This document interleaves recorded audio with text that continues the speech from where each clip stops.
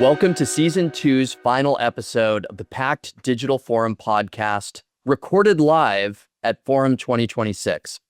What an incredible event it was, and I just couldn't get enough. If you know, you know. We witnessed thoughtful conversations, crowded sessions, and a level of audience participation that really reflects what makes the Forum Conference special. Throughout the day, attendees asked questions, shared their perspectives, and engaged with the ideas that shape the future of the AI-powered enterprise. That spirit carried right into this conversation, where members of the audience joined us through their questions for Peter and me, helping turn this podcast into a true extension of the Forum experience. Before we dive in, I want to extend a sincere thank you to everyone who attended Forum 2026, to our sponsors whose support makes this event possible, and to PACT for bringing together such a vibrant community of innovators, builders, and leaders. And lastly, to my dear friend and co-host, Peter Coffey, thank you for everything you did to make Forum 2026 a success.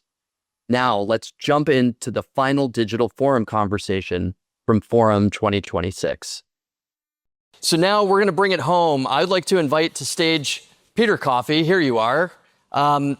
All right, so this is the part where we get the whole crowd involved. And we're going to stand up here. Yeah. And you're all going to be a part of Digital Forum now. So mic runners, we should have a mic over here in the wings, over there in the wings, and then right down the middle. Now let's talk about today. What did you learn? A good forum is not scripted, and yet when things come together, it's as if we had deliberately, crafted a jigsaw puzzle that was going to fit together to create a picture that you would not get from any of the pieces. If you look at the first panel of the day, the first thing that I bold-faced in my notes today was Tim Dodd saying, look, it's really not a problem. You just have to make sure you are always talking about the problem to be solved. And this brings me back to something that the CMO at Bumblebee Tuna once said about their law of project names. They can never be named for a technology that they acquire or implement. They must be named for a business outcome they'll achieve, which means you won't have an ERP upgrade that just turns into a money pit because you didn't consider, well, what about the data sources? You didn't consider, well, who's going to consume the report? And you can say, yeah, we had a successful deployment. And what do you mean? Okay, well, what did you accomplish with that? And the question is, well, how do you avoid that? How do you avoid winding up with what Mike Carr talked about, the hazard of having a workflow management system with a skin graft of AI? You can say, well, we adopted the technology. Isn't that what you wanted? How do you avoid that? Farouk gave you a playbook for how to do this and not wind up with the skin graft on the legacy system, which is you have to build a startup within your company. And I've seen this work very effectively in companies, for example, a financial services company that says, well, we don't have a wealth management practice. Why not? Well, it's a very demanding customer base. It's not big enough for us to handle at our normal level of scale, but we don't have the apparatus to do something that's more of a boutique thing. That's something AI could do. You build a startup and the company says, we're going to create a wealth management practice. We're going to create a skunkworks. I've seen this done with other financial services companies that had no retail arm at all. And they said, well, we don't know how to do something that big. Their problem was they only know how to do small stuff. And again, you create a startup in the company, and by definition, they will have to answer the questions about what are the goes intos, what are the what's happens, and what are the goes outas. They will have to craft a whole thing, and they will acquire a learning that then can be applied to the rest of the company. So this is a really powerful tool. The hazards have been discussed. People have not been shy about saying what they think they did wrong on the way or what they think they might do. But I'm going to steal from the last panel of the day, the phrase from Denise. Complex systems require trusted intelligence. If you remember only one sentence from the whole day, that might be the one to remember when you go home. You're not trying to build simple stuff and graft AI onto it and say, see, now it's got AI. No, you're trying to do things that you have not been able to do before. You do not want to add AI lubricant to the gears of your current broken system. You want to create systems that do things you could not do before. But to do that, you have to be willing to embrace the complexity, emphasize the trust, and ask the real question about, okay, so what would intelligence be in the context of this task? Because one of the last things you'll get, speed is not going to be a differentiator. Everyone's going to have speed. And Jensen Huang at NVIDIA said something very similar a week or two ago. You got to realize you're going to be in a world where smartness is going to be like tap water. Everyone's going to have it. And the only time you notice tap water is when there's rust in the water or when the water isn't running. Smartness is not going to be a differentiator, and neither is speed. So what you know and what knowledge you're able to bring to bear on your understanding of your customer is going to be the difference. But Farouk also added, on the other hand, what took months must now get done in weeks. It will not be a differentiator, but it will be a minimum requirement of the job. I think for me too, one thing that I've heard from panel after panel is the role of agency that the human has. Yes. And in terms, and I think we've heard a lot of claps. One of your comment specifically, just reiterating the power of the human in intelligence. Yep. And I think, AI for me, as a researcher of AI and emerging technology, I'm reminded constantly that the tech we build is a reflection of ourselves. And just like we are incomplete, so too is this instrument that we've created to make us go faster and seem more powerful. Well, again, I'll call back to Mike Carr, who you'll notice said, I have to talk about agents, so I have to have some kind of definition of agents. And what did he say? Agents can have access to tools and can take actions. And then he added, notice that definition does not mention AI at all. Yep. Agency is a term that's been around for a while. Agents are a term of law. If you do act as an agent of your employer, these are not things that we need to rediscover, and I hope we will not rediscover them, with the speed and intensity and wackiness and unpredictability that Denise has warned us again a couple of times today. She said, systems tend to drift into incoherence. Human systems are like that too. Sure. We all know companies where you say, do you realize what happened here? I mean, look at the Kodak example where they could have led the revolution of digital imaging. But they drifted into an incoherence where they thought their product was chemically based photographic films instead of their product being the capacity to capture and use imagery. And they got very, very good at what had enabled what they used to be for and forgot their actual purpose from the mind of their customer. They had the what, not the why. And they had people who'd gotten to the top by inventing Kodachrome.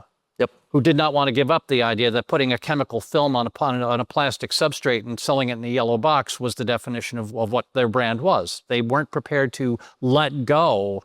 They weren't prepared to get off the horse that brought them there and get onto the Formula One car that was going to take them to the next place. Well, what I would like us all to get on a Formula One car. Bad transition. All right, there are 5 books out there. Ayana has Your AI Life by our own Scott Snyder, who's right over here, signed copies of these books. If you want to win and we've got 5 copies in 5 minutes. 5 copies in 5 minutes. So it's one lightning question round. Per minute. It's total lightning round. Yeah. We get no more than 3 words per answer. Yes. And bring my mic because this is podcast time. Testing. I know I'm being You're good. recorded. You're live. Chris Palick, lightning round. Do you worry about consumer preferences picturing AI as synthetic markets and organic markets? Is there a risk in firms aligning with AI and being put in the synthetic market? Customers will tell you that they don't want to talk to an AI until they discover that it always answers the phone on the first or second ring at 2 a.m. and never needs to have you tell it again something that you told it any time in the last 10 years. As long as you're crafting the experience and don't rub people's noses in the fact that it's AI, they will not notice that it's AI and resent that on principle as long as they've been engaged by superior customer experience. And that's a phrase you heard many times. Design the experience and then ask how AI could help you achieve that experience in a way you never could before, instead of saying the goal is to demonstrate that we can use AI. How do you know that's air you're breathing? Morpheus. All right, anyway. I like that. I enjoyed that. Very good. All right. We have a question right over here. Over there. Yeah. Here. Right. And he's got a mic. First here. And he knows what to do with it. Okay. Let me throw it. Let's fast forward 50 years. Okay. 50. Oh, 50. good. I like the Okay. 50. future. Let's All right. bring it. Do you think the amount of time we are talking about AI, the pluses, the minuses, the benefits, the risk in 50 years, AI will be talking similarly about humans? No. Maybe. Would you like to hear more? I mean, if you, the answer is no. Roger Schenck at Yale said sometime back around 1980 that artificial general intelligence was 20 years away, but it's been 20 years away since 1950. And no, I'm really not worried about it because it is not difficult to demonstrate feats of ordinary common sense and feats of cognitive performance. And the example I often use is you're walking home, you go past a bodega, you suddenly realize you need a quart of milk because you finished your milk at breakfast. I guarantee you, you have not been thinking all day, got to remember the milk. And yet somehow in the context of an opportunity to deal with the problem, the need for it surfaced in your brain. We have no idea how your brain does that. And writing machine code that can achieve that kind of comprehensive response to an evolving situation is still an unsolved research problem. I disagree. Okay. So what? I think we're going to get a lot better with world models and inference, and so the things we don't think we know will come to the surface a lot quicker in newer times and earlier. And I think we're going to get new ways to acquire data about the world. And we're also going to get new ways where these intelligent systems are going to operate in languages that and semantics that we do not understand. But I will also point out that Eric Brynjolfsson has warned about the Turing trap. Building machines that can do what people do has seduced untold amounts of talent and capital over the last 2 decades, instead of what would have been more interesting, which is building machines that do what people don't do well and letting them help us out. I agree with that. And if we continue to build AI systems to resemble what we do, I don't think we get there, but I don't think that's what's going to happen. Now, another question is, will they not need to talk about us the way we talk about them? Because will they be communicating on a completely different level? And that, I'm prepared to admit, could happen. That's what I think is going to happen. You're next.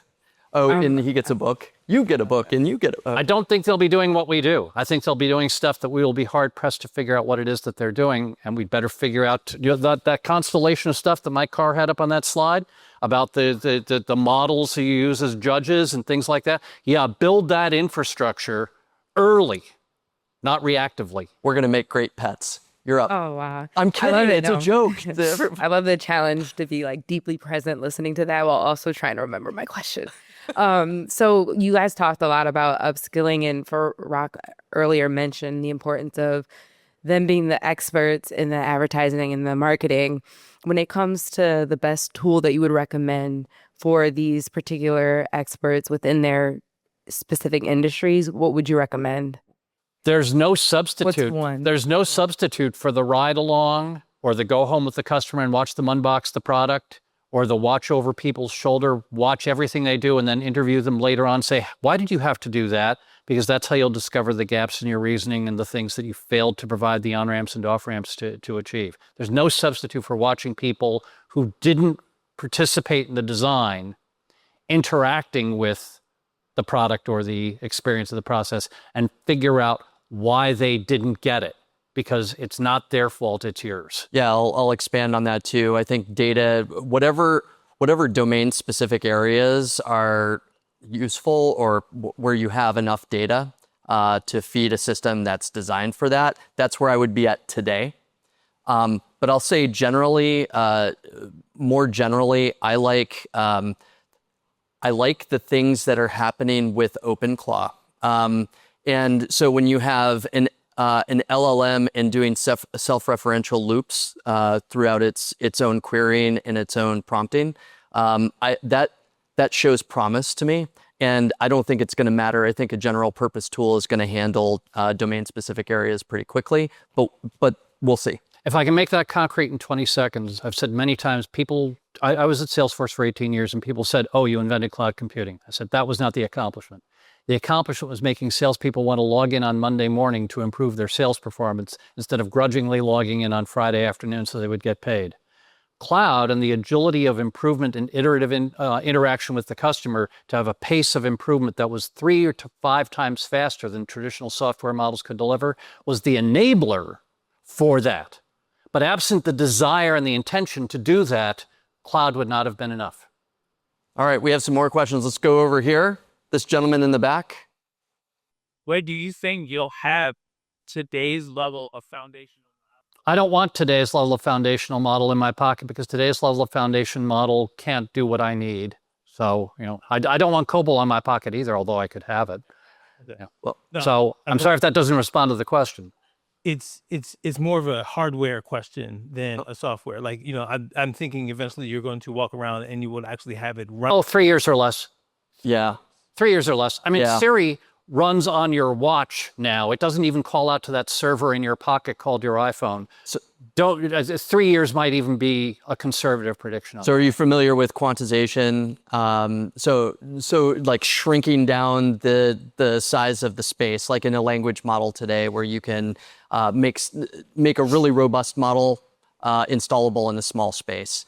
This is already happening. I'm with you, Peter. I think we're within 3 years, maybe 1 to 3 years. But if we take a page out of Denise's playbook, if we're thinking about inference-based learning, if that really comes to the fore, it won't matter at that point. And again, to call back to my time at Salesforce, we were demonstrating 3 years ago that you could do something at 1/10 or even 100th the scale of the foundational models that everybody knows, and it would produce a completely adequate result if it had the benefit of context, like knowing where you are, what you just did, who you just talked to.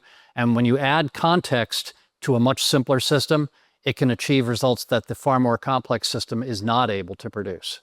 All right, last question. Context is everything, and your phone has context. Yes. So AI has like a pretty good mastery of language, and we usually confuse that with being smart. Yeah. Because a mastery of language makes us all look smart.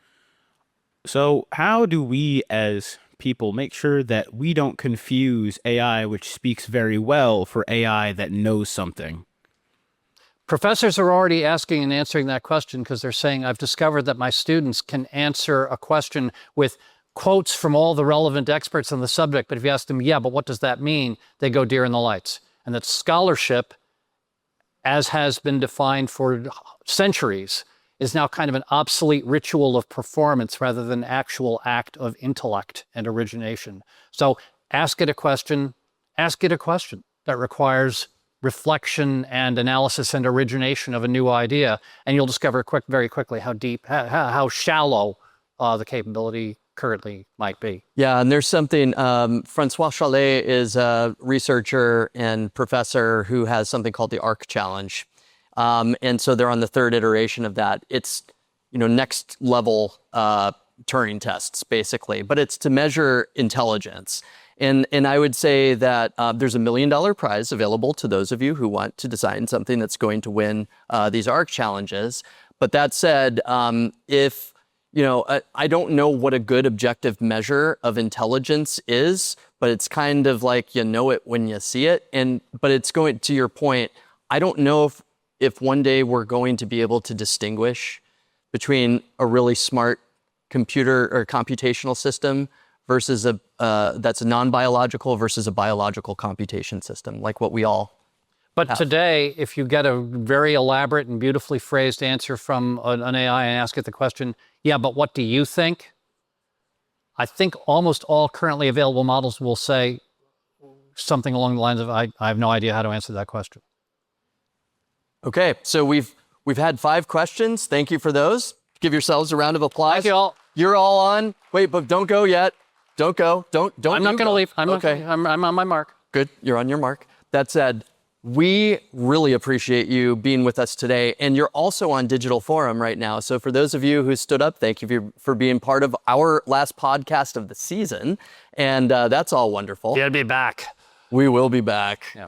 That was good. Yeah. I like All right. that. Thank you. That said, this is Peter Coffey, everybody. Please give my partner a round of applause.